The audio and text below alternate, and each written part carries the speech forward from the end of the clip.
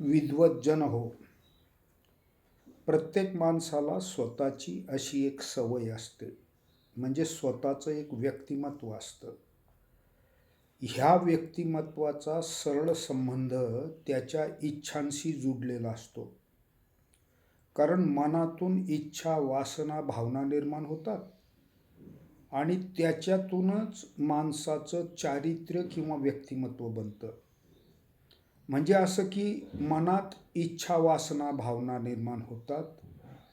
त्या इच्छांच्या पूर्तीसाठी मनुष्य प्रेच्छा करतो, प्रेच्छेतून संकल्प निर्माण होतो, संकल्पातून कृती होते आणि अशी कृती जर सतत होत राहिली तर त्या कृतींची सवय बनते आणि या सवयीतूनच चांगलं किंवा वाईट व्यक्तिमत्व निर्माण होतं.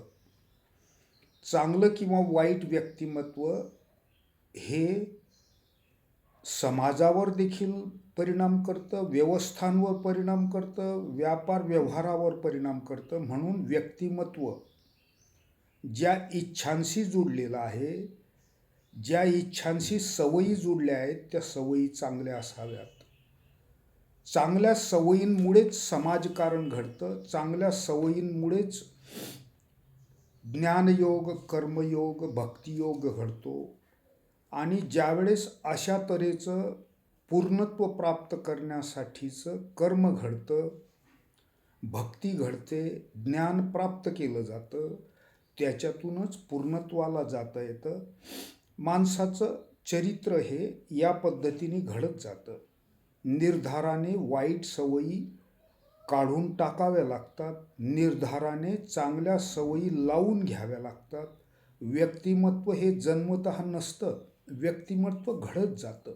व्यक्तिमत्व घडवण्यासाठी स्वतः प्रामाणिकपणे प्रयत्न करावा लागतात आणि त्यासाठी सवयी चांगल्या असणे हे खूप महत्त्वाचं आहे. चांगल्या सवयी प्रत्येकाला, वाईट सवयी प्रत्येकाला माहीत आहेत.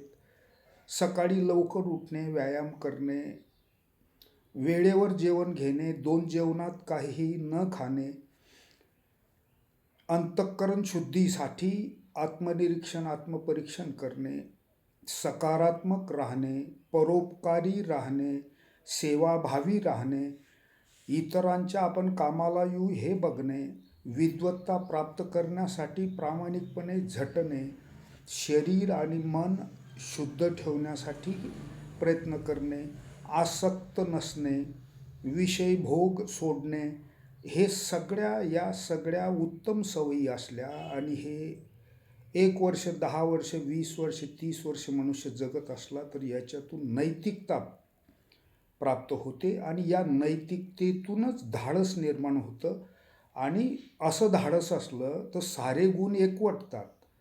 म्हणजे सवयी उत्तम असतील तर यशापर्यंत जाणं सोपं होतं.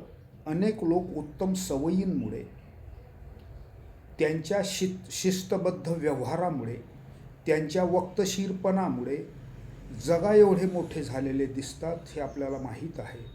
आपल्या भारतीय संस्कृतीत भगवद्गीता, उपनिषदे, ब्रह्मसूत्र इतकी महत्त्वाची फिलॉसॉफी आहे. याकडे आपण लक्ष दिलं तर सवयी उत्तम बनतील. योगशास्त्र हे त्यातलं अत्यंत उत्तम शास्त्र आहे.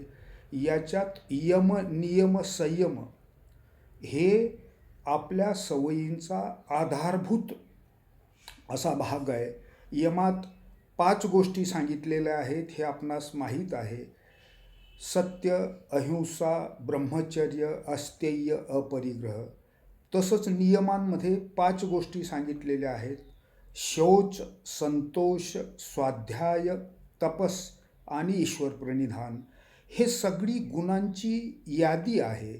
या गुणांकडे आपण अंतर्मुख होऊन स्वतःशी प्रामाणिक राहून जर प्रयत्न केला तर निश्चित माणसाच्या व्यक्तिमत्वात बदल होईल. कारण हे गुण तो आत भिनवेल, पचवेल आणि तशा तऱ्हेचं आचरण घडेल. कारण गुण हे असले तरी आचरण जोपर्यंत होत नाही तोपर्यंत सेवा घडत नाही, त्याग घडत नाही. त्याग, सेवा या बाह्य गोष्टी दिसाव्या लागतात. या समाजाशी जोडणाऱ्या व्यवस्था आहेत. आणि जोपर्यंत आपण समाजाशी जोडून घेत नाही तोपर्यंत स्वतःचा आणि समाजाचा उद्धार होणार नाही. म्हणून मूळ गोष्ट हीच आहे की मी आत्मकेंद्रित न राहता समाजाभिमुख होणे, समाजकारणी होणे, समाजाच्या सेवेसाठी झटणे हाच कार्यक्रम फार महत्त्वाचा आहे. आणि यासाठी सवयी चांगल्या असणे म्हणजे इच्छा चांगल्या असणे. तसं तर आदर्श असं म्हणतात की अमन होणे म्हणजे मन शून्य करून टाकणे म्हणजे चित्त शुद्ध करून टाकणे या गोष्टी आहेत. या सर्व गोष्टी सवयींशी संबंधित आहे. सवयी चांगल्या असण्यासाठी इच्छा